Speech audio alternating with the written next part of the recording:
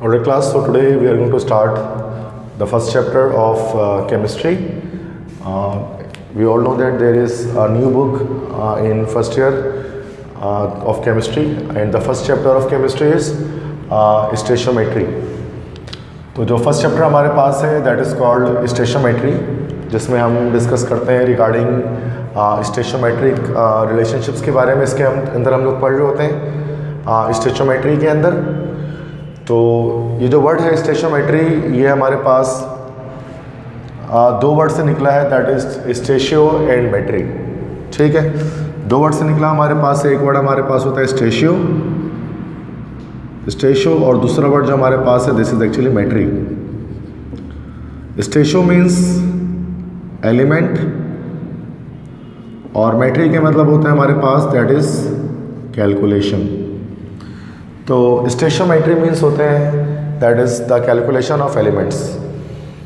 Elements को calculate करना, उनकी अमाउंट को, उनके नंबर ऑफ पार्टिकल्स को कैलकुलेट करना, ये हमारे पास कहलाता है दैट इज़ कॉल्ड स्टेशियोमेट्री।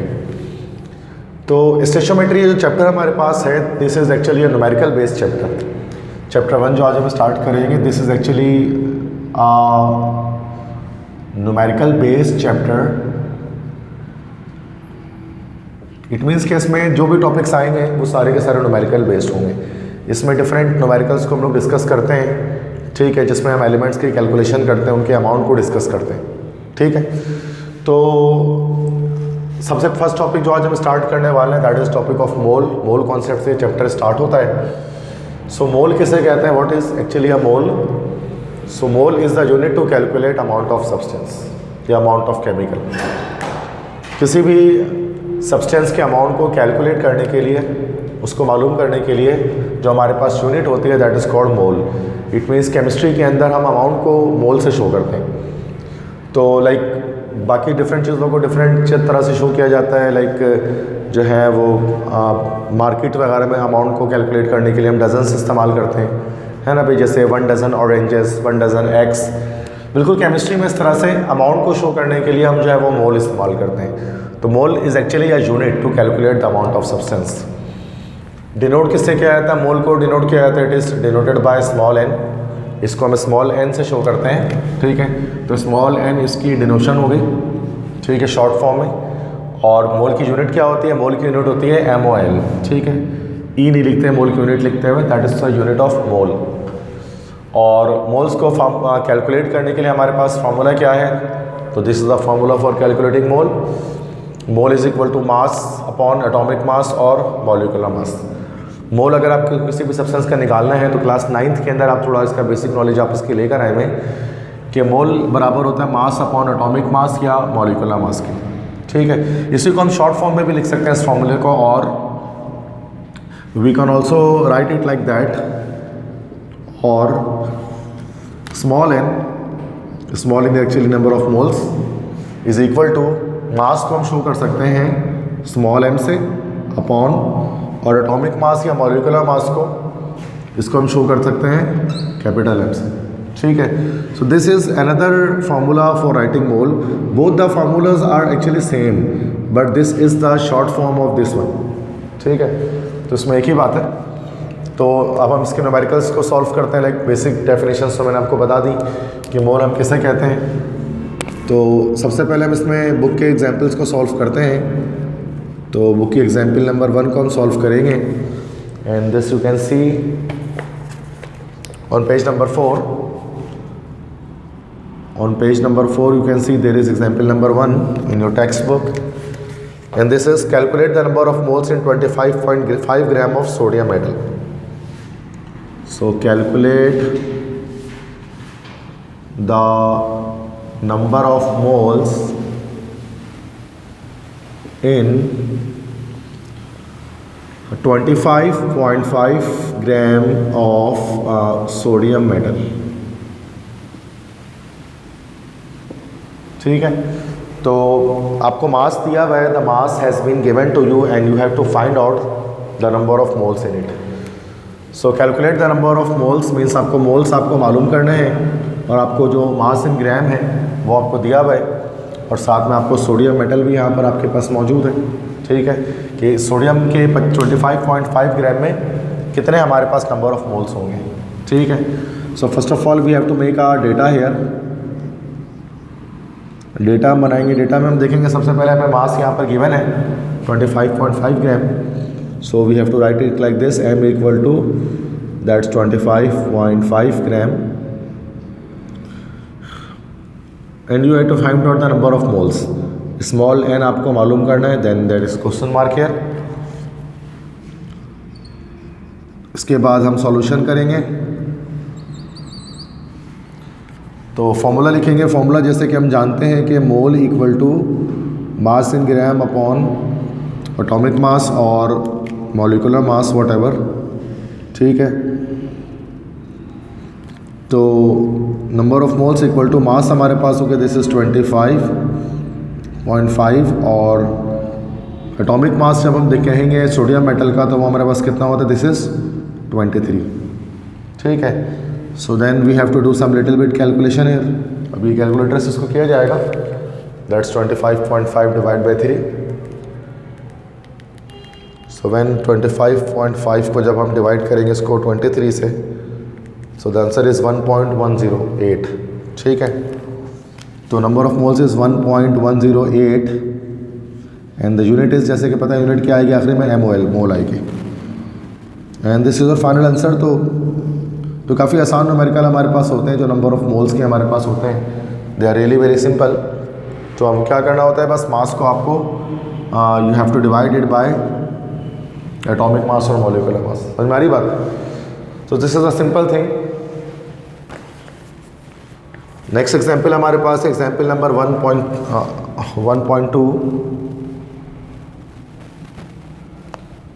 ये आपको मिलेगा पेज नंबर 5 पर न्यू टेक्स्ट बुक में। और ये कह रहे calculate the mass of 3.25 moles of water.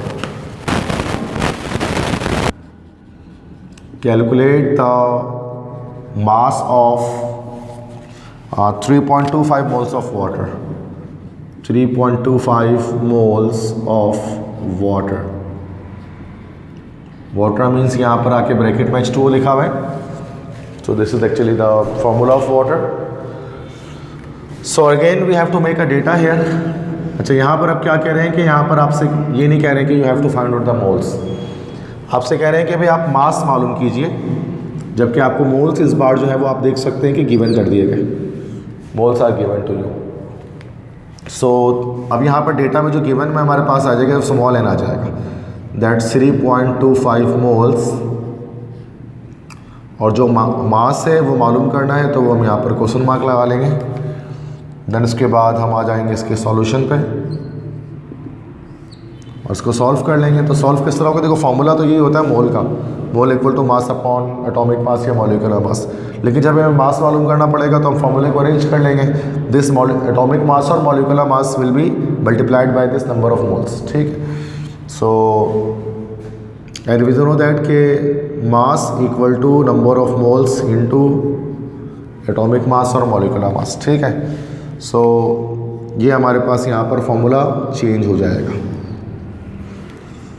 Now mass किसके बराबर आ गया, mass equal to m is number of mole, this is 3.25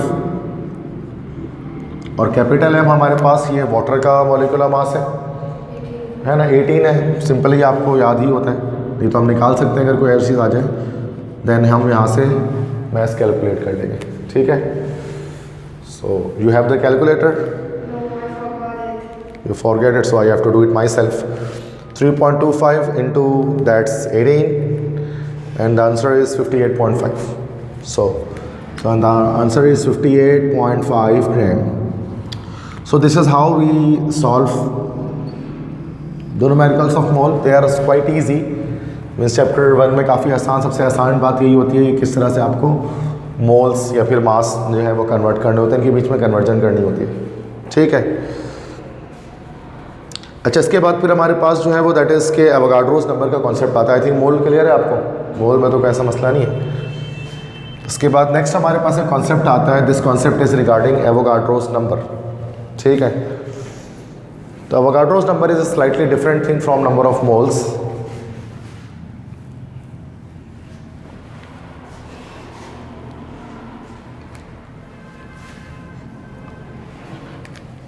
So when we talk about Avogadro's number, so this is actually a number, एक number है Avogadro's number जिसको हम कहते हैं, 9th क्लास में इसको भी आपने पढ़ा होगा, ठीक है। एवोगाड्रोस नंबर को हम Na से डिनोट करते हैं, Na is called Avogadro's number, और उसकी वैल्यू होती है 6.02 × 10⁻23।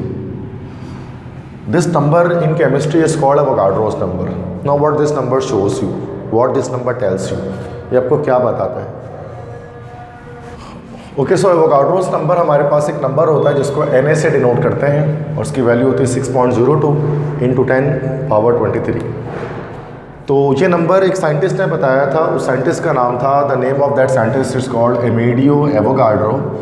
तो Amedeo Avogadro was the scientist who actually discovered this number. ये नंबर आपको क्या बताता है? What this number tells you, it tells you के the number of particles in 1 mole of a substance is 6.02 × 10⁻23 which is called Avogadro's number. ये नंबर आपको ये बताता है कि किसी भी सब्सटेंस के 1 मोल में, कोई भी सब्सटेंस हो उसके 1 मोल के अंदर जो नंबर ऑफ पार्टिकल्स हैं वो फिक्स होते हैं। वो कितने होते हैं? 6.02 × 10⁻23, और ये नंबर हमारे पास कहलाता है, this is called Avogadro's number. अच्छा, अब यहाँ पर जो सब्सटेंस है, अब सब्सटेंस यहाँ पर कोई भी सब्सटेंस हो सकता है, what ever substance it could be an atom, जो कोई एटम हो सकता है, मतलब कोई एलिमेंट हो सकता है, it could be an element, और it could be a compound. तो कोई भी हो सकता है। सब्सटेंस हमारे पास, एलिमेंट्स भी सब्सटेंस होते हैं और कंपाउंड्स भी हमारे पास सब्सटेंस होते हैं, ठीक है। अगर एलिमेंट्स होंगे तो उनके अंदर हमारे पास जो है वो जो पार्टिकल्स होंगे वो क्या कहलाएंगे? हमारे पास एलिमेंट्स होंगे तो एटम्स कहलाएंगे, then they will be called as atoms, ठीक है। तो जो सब्सटेंस हमारे पास हैं, substance is actually a pure sample of matter. Substance क्या होता है? Pure sample of matter. किसी भी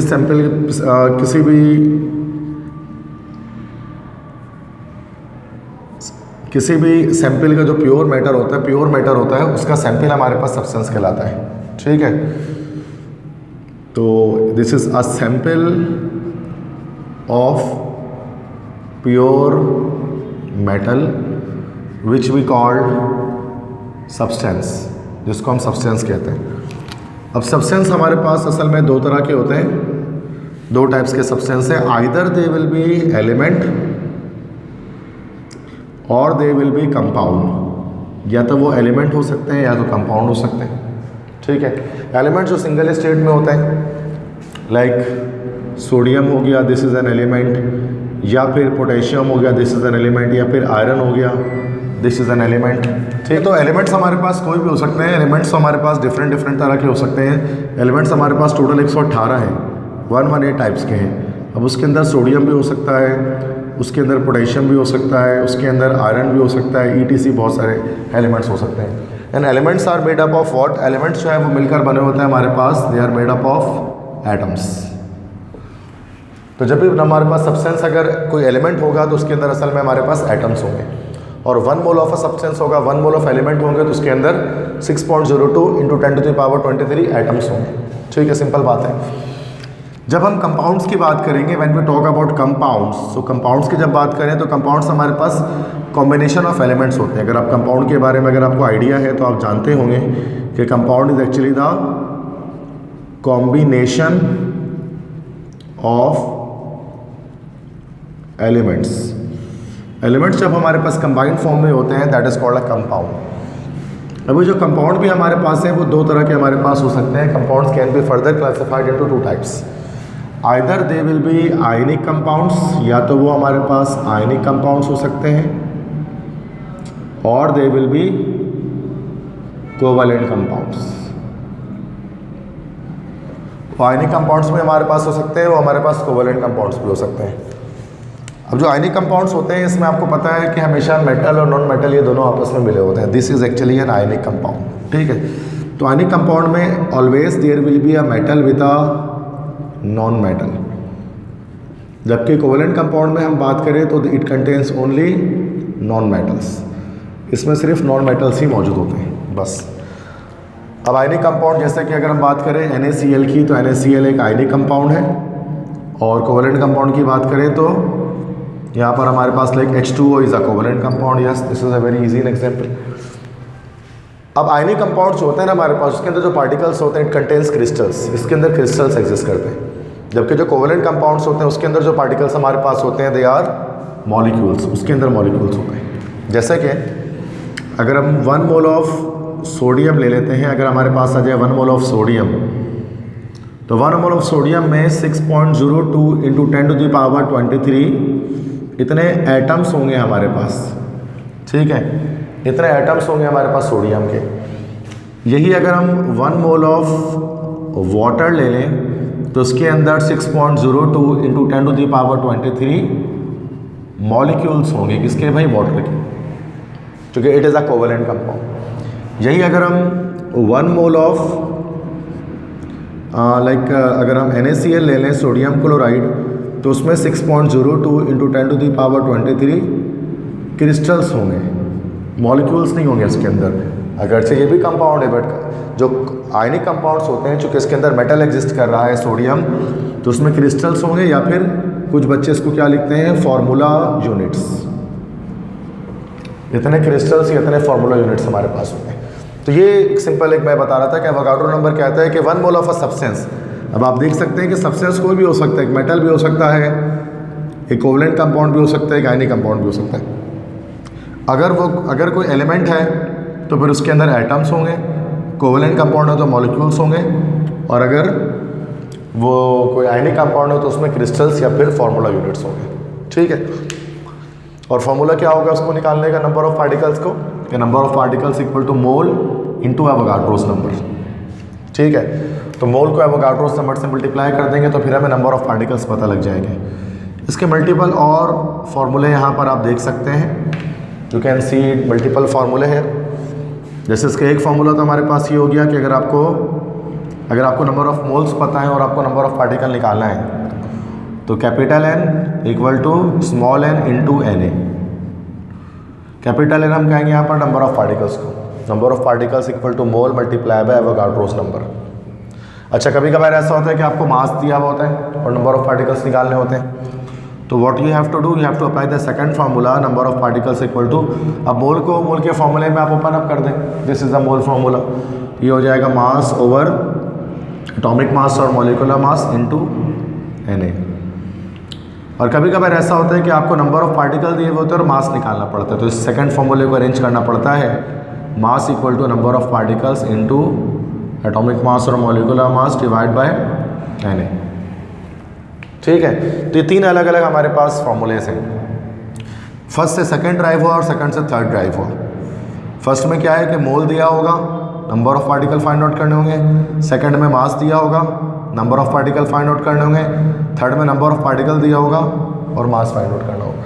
तो ये 3 तरह के फॉर्मूले हम एवोगाड्रोस नंबर में यूज़ करते हैं। चलाओ यहाँ पर आप एग्जाम्पल नंबर 1.3 आपके पास in your book, and this example number 1.3 belongs to the formula of Avogadro's number, ठीक है जी। कह रहे हैं calculate the number of molecules, number of molecules calculate कीजिए। इसका मतलब आपसे यहाँ पर कह रहे हैं भाई कैपिटल N कैलकुलेट कीजिए, नंबर ऑफ पार्टिकल्स कैलकुलेट कीजिए इन 610 ग्राम ऑफ बेंजोइक एसिड। 610 ग्राम हमारे पास बेंजोइक एसिड है उसमें, तो आपको मास गिवन है, और बेंजोइक एसिड एक कंपाउंड है, इसका फॉर्मूला आपको यहाँ पर दे दिया गया, ठीक है। So first what you have to do, you have to make the data here. सबसे पहले आपको यहाँ पर बनाना पड़ेगा डेटा, और डेटा में हम यहाँ पर चेक करेंगे कि मास हमें गिवन है दैट इज 610 ग्राम, और नंबर ऑफ पार्टिकल्स मालूम करना है कैपिटल N, इसको हम क्वेश्चन मार्क कर देंगे, ठीक है। और सॉल्यूशन, अब हमें यहाँ पर पता है कि हमें दे दिया गया है मास और नंबर ऑफ पार्टिकल पूछा, तो सेकंड फार्मूला यहाँ पर हम अप्लाई करेंगे, ठीक है। फर्स्ट से तो नहीं होगा, सेकंड से होगा। और सेकंड फार्मूला क्या कहता है कि number of particle equal to mass over atomic mass या molecular mass into Avogadro's number.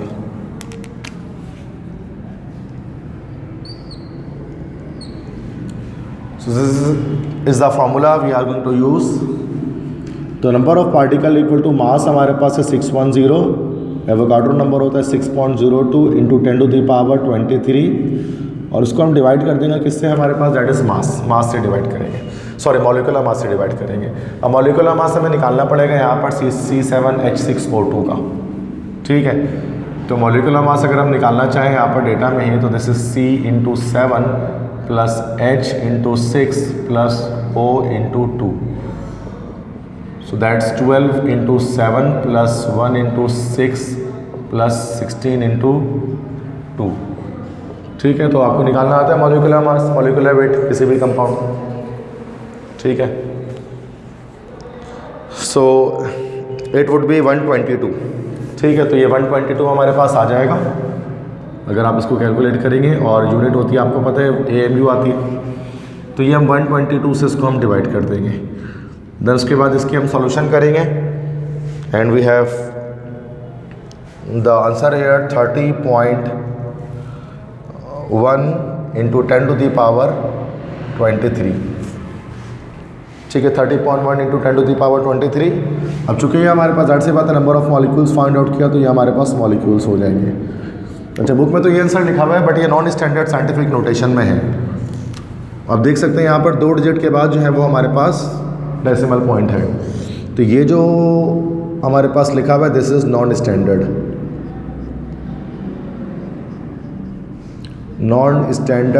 Scientific notation में लिखा हुआ है। तो हम हमेशा यही कोशिश करते हैं कि हमारा आंसर स्टैंडर्ड साइंटिफिक नोटेशन में आए, ठीक है। और उसमें क्या होता है, 1 डिजिट के बाद हमारे पास जो है वो डेसिमल पॉइंट होता है। तो बस अगर 3.01 करेंगे तो पावर यहाँ पर 24 हो जाएगा, सिंपल, ठीक है। तो आपका कैलकुलेटर आपको ये आंसर देगा 3.01 into 10⁻24।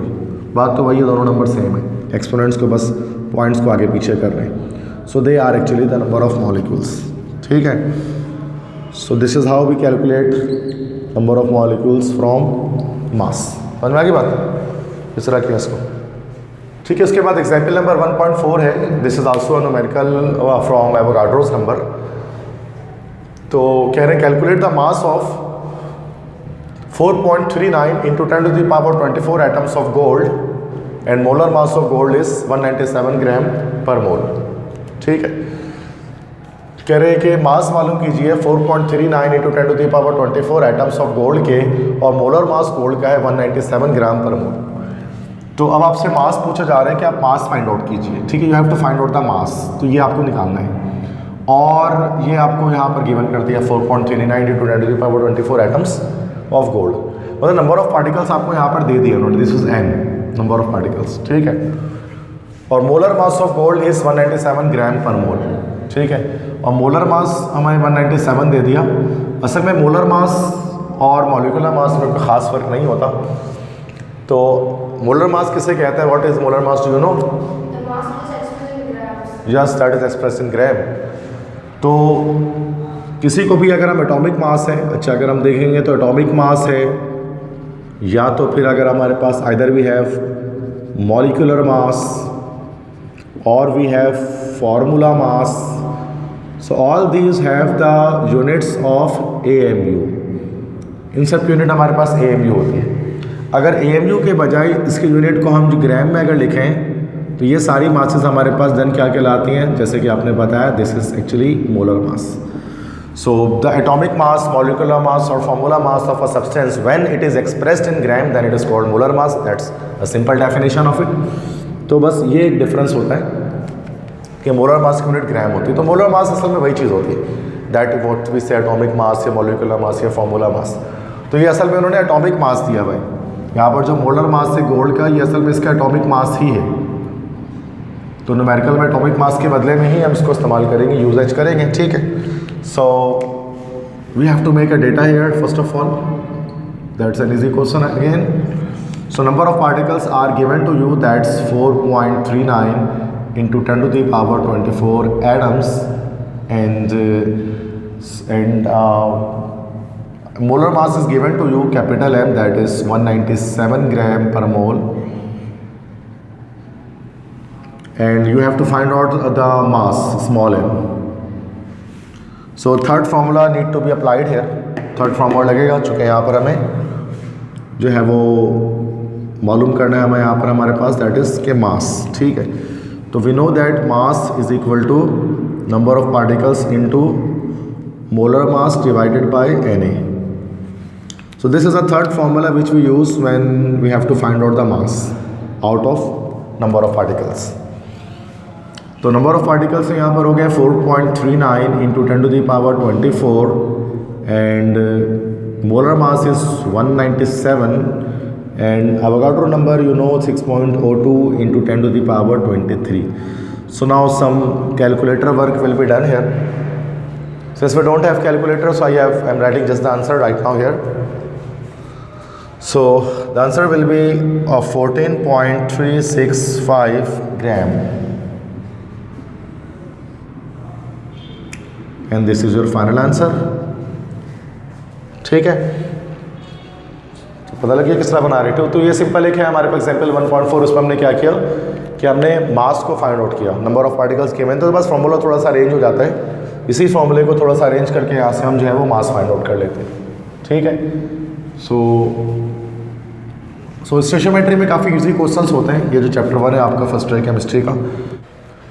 So example number 1.5 now we have here. So this is telling you कि सवाल क्या कह रहे हैं, calculate the number of moles in 2.35 into 10 to the power 25 atoms of aluminium. के मोल्स बताइए और नंबर ऑफ पार्टिकल्स आपके पास गिवन है। ठीक है, so this thing that is given to you, this is capital N number of particles, और आपको पूछ रहे नंबर ऑफ मोल्स। ठीक, तो वैसे इन तीनों में से तो कोई फॉर्मूला अप्लाई नहीं होने वाला, इस फर्स्ट वाले फॉर्मूले को ही हम अरेंज कर लेंगे अपने तौर पर। ठीक है, चूँकि फिर हमें क्या होगा कि नंबर ऑफ पार्टिकल्स पता लग जाएगा, मोल गिवन होगा। ठीक है, तो इस फर्स्ट फॉर्मूले को अरेंज करना है, एल्यूमिनियम है हमारे पास। ठीक है, सो बाकी तमाम क्वेश्चंस की तरह सेम पैटर्न फॉलो होगा। सबसे पहले डेटा बनाएंगे, और डेटा में चूँकि हमारे पास नंबर ऑफ एटम्स हमें गिवन है यहाँ पर, this is here. So capital N is given to you, this is 2.35 into 10 to the power 25 atoms. चूँकि एल्यूमिनियम एक एलिमेंट है, तो एलिमेंट के हमेशा एटम्स होते हैं हमारे पास, और आपको number of moles find out करना है, तो स्मॉल n को हमने क्वेश्चन मार्क लगा दिया। ठीक है, so now we are moving towards the solution. और ये सॉल्यूशन क्या है कि भाई हमारे पास चूँकि फर्स्ट ये फॉर्मूला है ना, n equal to small n into Na, इसी को हम अरेंज कर लेंगे, small n equal to capital N upon Na। ठीक है, तो इस तरह से अरेंज हो जाएगा ये फार्मूला। तो अब हमारे लिए इजी होगा कि हम इससे जो है वो न्यूमेरिकल सॉल्व कर लें। तो कैपिटल N इस नंबर ऑफ पार्टिकल्स है 2.35 into 10 to the power 25 upon, अब Na तो सिंपल एवोगाड्रोस नंबर है 6.02 इंटू 10 to the power 23। ठीक है, और यहाँ पर नंबर ऑफ पार्टिकल्स हमारे पास आ जाएंगे। सो ये कैलकुलेशन वर्क है, ये आंसर हमारे पास आ जाएगा इसका 39 मोल्स ऑफ एल्यूमिनियम। ठीक है, तो इतने पार्टिकल्स अगर होंगे 2.35 इंटू 10 की पावर 25, इतने एटम्स अगर होंगे, तो उसके अंदर नंबर ऑफ मोल्स हमारे पास 39 मोल्स होंगे। ठीक है, so this is the answer. ठीक है, फिर एक सेल्फ असेसमेंट है आपके pass on page number 6 in your book. उसमें कह रहे हैं कि graphite is one of the 2 crystalline forms of carbon which is a constituent component of lead pencils. तो ग्रेफाइट जैसे कि आप जानते हैं कि कार्बन के 2 मशहूर क्रिस्टलाइन फॉर्म में से एक है, एक डायमंड होता है, ग्रेफाइट होता है। तो ग्रेफाइट भी असल में कार्बन ही होता है, और जो कि ग्रेफाइट आपको पता है पेंसिल की लीड्स के अंदर, पेंसिल जो है उसकी लीड्स बनी होती है ग्रेफाइट से। उसके बाद एक क्वेश्चन आपसे कह रहे हैं कि how many atoms of carbon are there in 360 gram of graphite, also find the number of moles of carbon. तो ये मोल्स और एवोगाड्रो नंबर दोनों आपसे एक ही क्वेश्चन के अंदर इसको आस्क कर रहे हैं। सबसे पहले अगर हम इसका डेटा तैयार करते हैं, तो हमें यहाँ पर दिया हुआ है मास दिया हुआ है ग्रेफाइट का, तो मास है हमारे पास 360 ग्राम, और आपसे नंबर ऑफ मोल्स पूछे जा रहे हैं कितने हैं, और नंबर ऑफ पार्टिकल्स भी पूछा जा रहा है कि कितना होगा। ठीक है, तो ये 2 चीज़ें आपसे पूछ रहे हैं। तो इसमें 2 in 1 क्वेश्चन है, 2 things are asked, first number of moles, second that is number of particles. So first पहले हम देख लेते हैं, नंबर ऑफ मोल्स को फाइंड आउट कर लेते हैं कि नंबर ऑफ मोल्स बराबर होता है मास अपॉन मोलर मास और एटॉमिक मास। तो मास हमारे पास यहाँ पर है 360, और कार्बन का जो हमारे पास मोलर मास होता है this is 12. So this is 12 1 12, 12 3 36 और 0 इस तरह से आ गया. ठीक है. सो नंबर ऑफ मोल्स यहाँ पर हमारे पास आ जाएंगे इसके, this will be the 30 moles.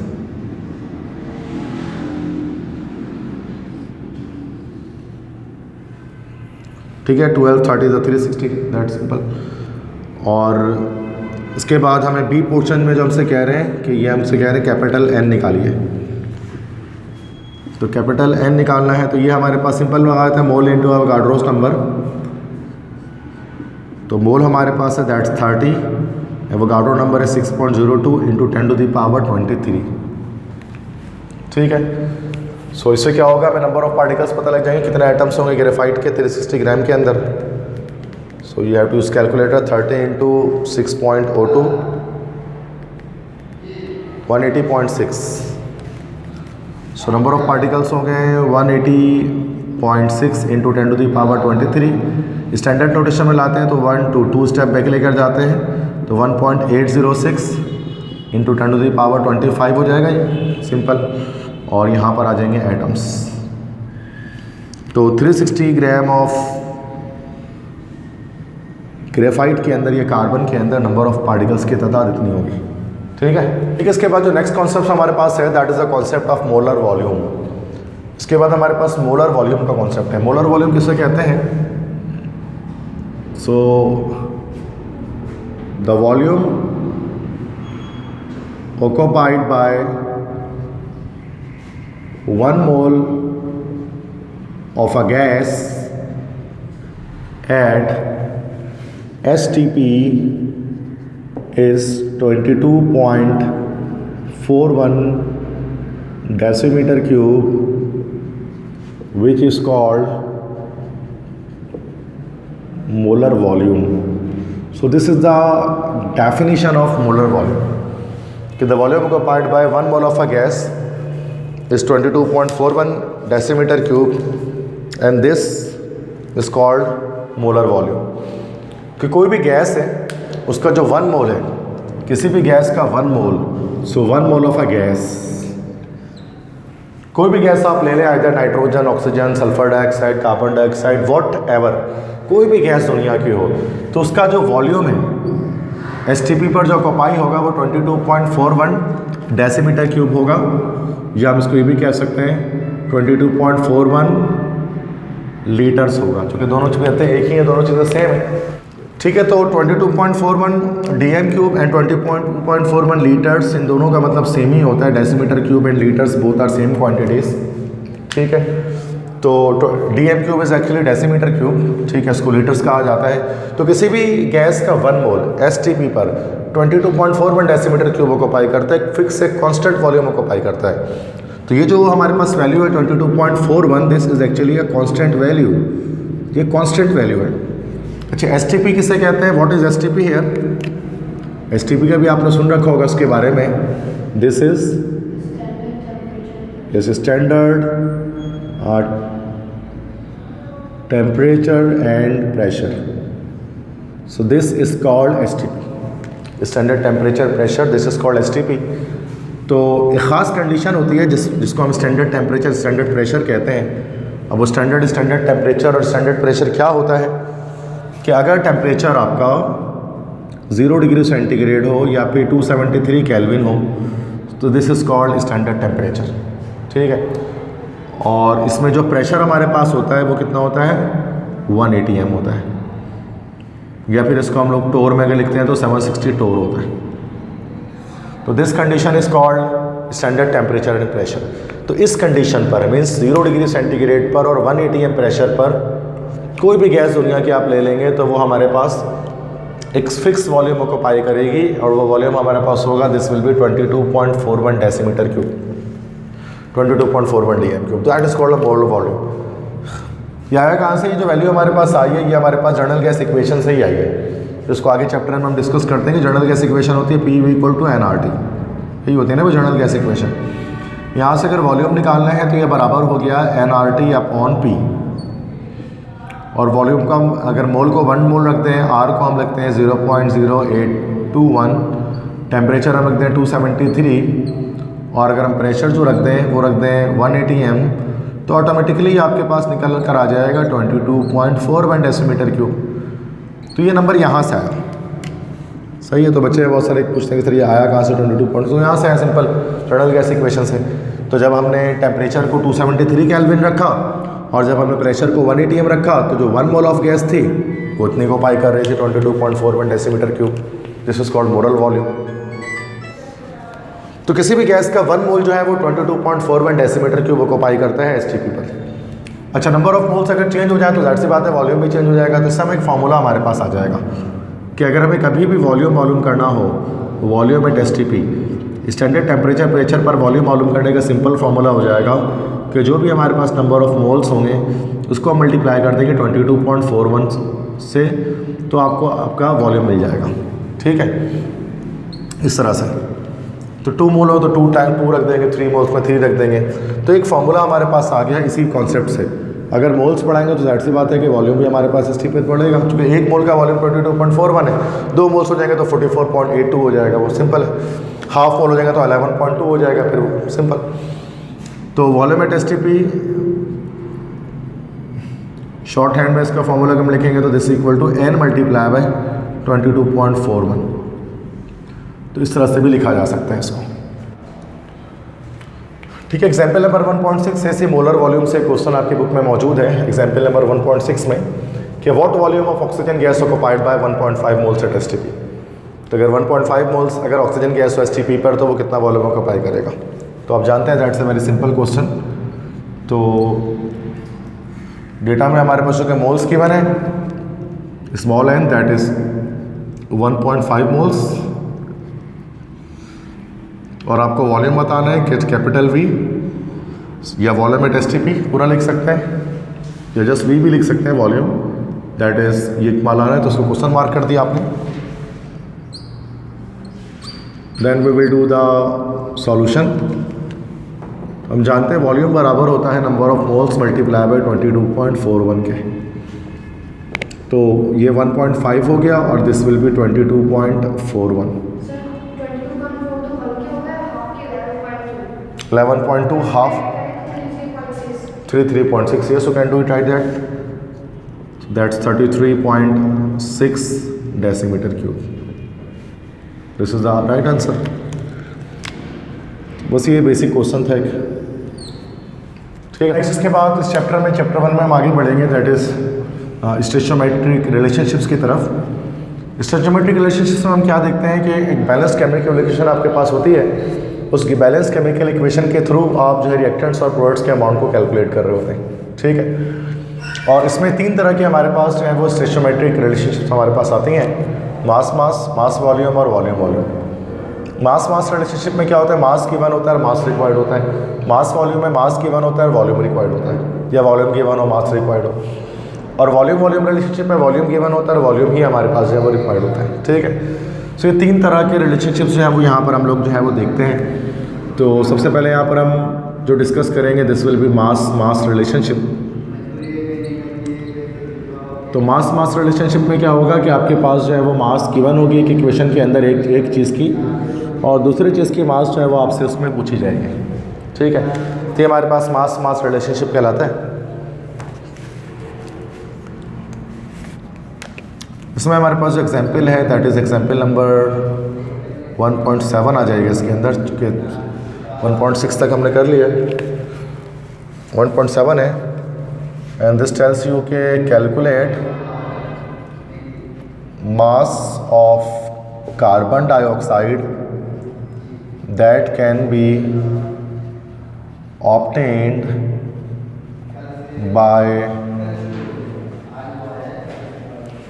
by thermal decomposition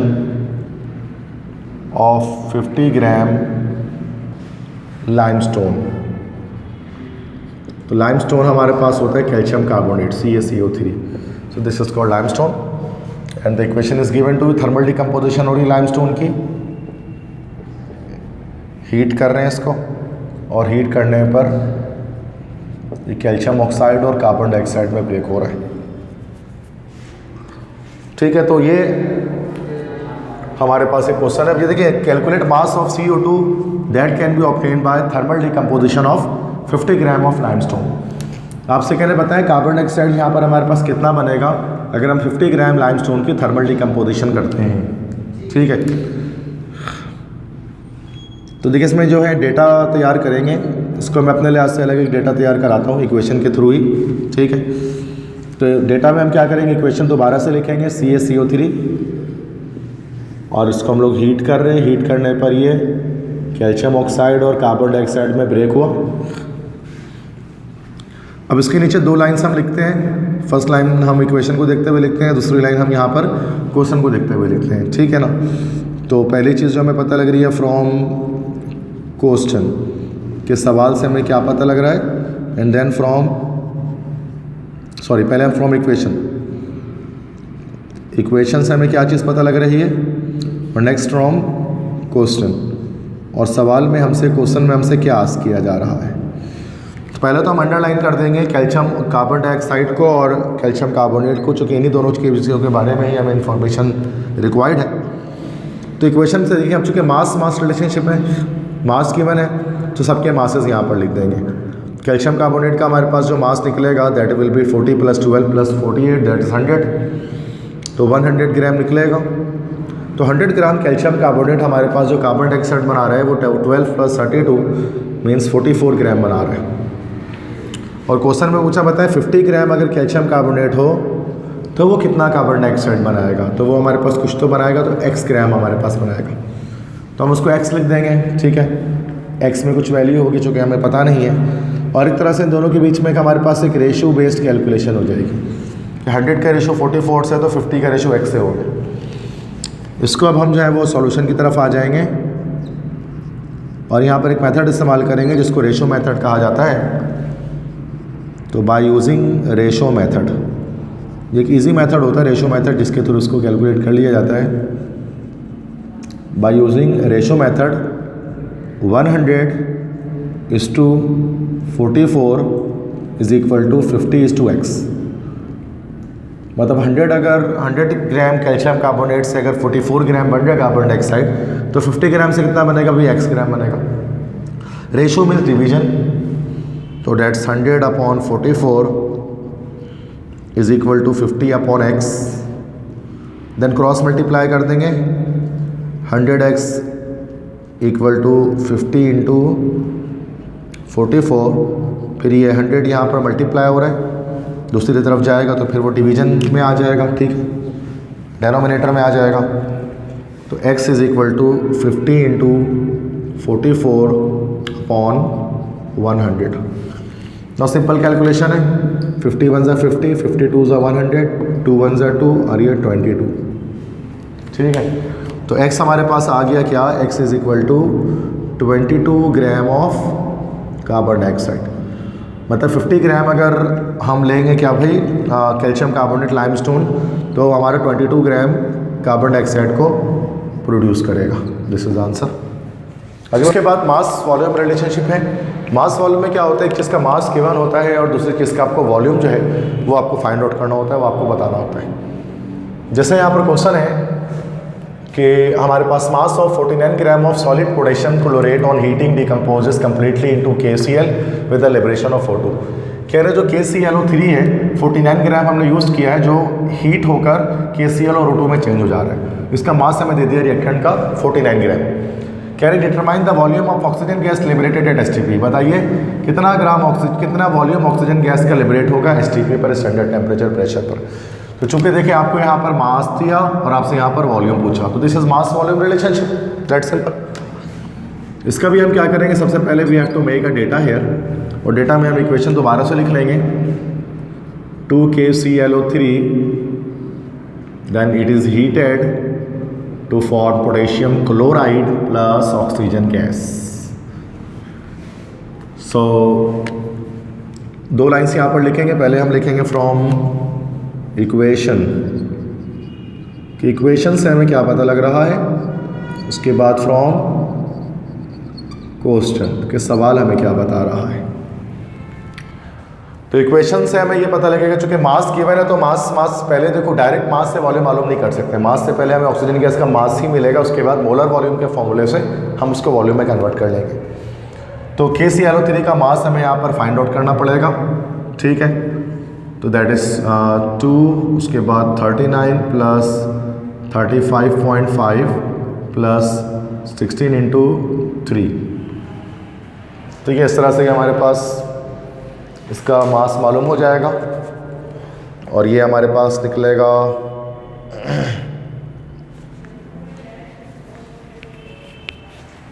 so we have to calculate it. 16 3 असल में हमारे पास 48 हो गया।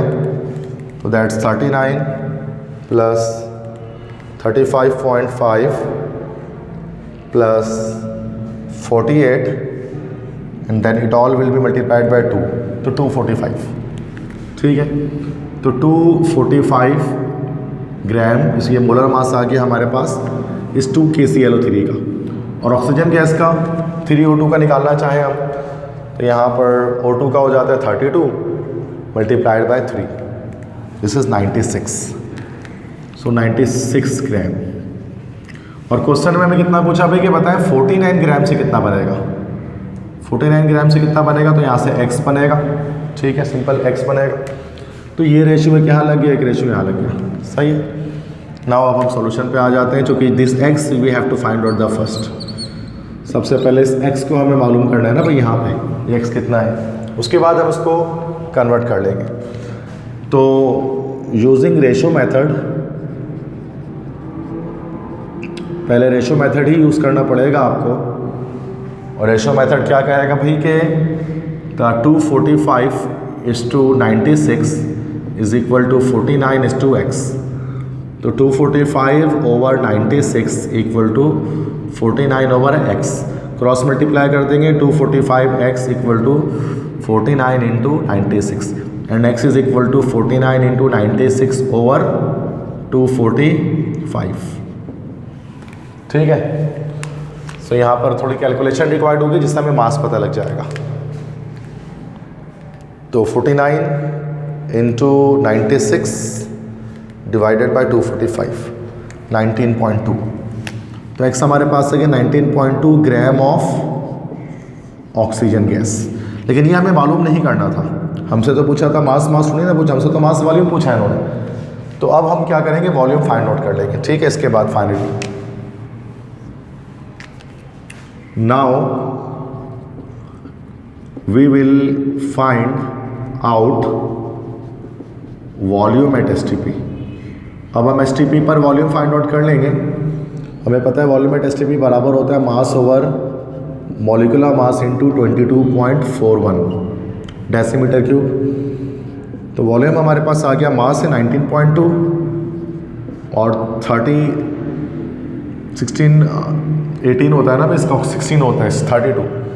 तो 32 इसका मोलर मास आ गया इंटू 22.41, ठीक है। तो उसको जो फाइनल आंसर हमारे पास आएगा डेसीमीटर क्यूब में, दिस विल बी 13.44, 13.44। तो volume is equal to 13.44 DM cube of oxygen gas, ठीक है। So this is the final answer. तो हमने पहले क्या किया कि हमने पहले मास लगाया, मास मतलब KClO3 के मास से हमने ऑक्सीजन गैस का मास मालूम किया यहाँ पर, और मास मालूम करने के बाद फिर हमने इस वाले फॉर्मूले पर, मोलर वॉल्यूम वाले फॉर्मूले पर रखकर वॉल्यूम निकाल लिया। तो this is called mass volume relationship. तो मास वॉल्यूम में असल में मास ही लग रहा होता है, लेकिन फाइनली फिर क्या करते हैं, ये वाला काम कर लेते हैं, वॉल्यूम में कन्वर्जन।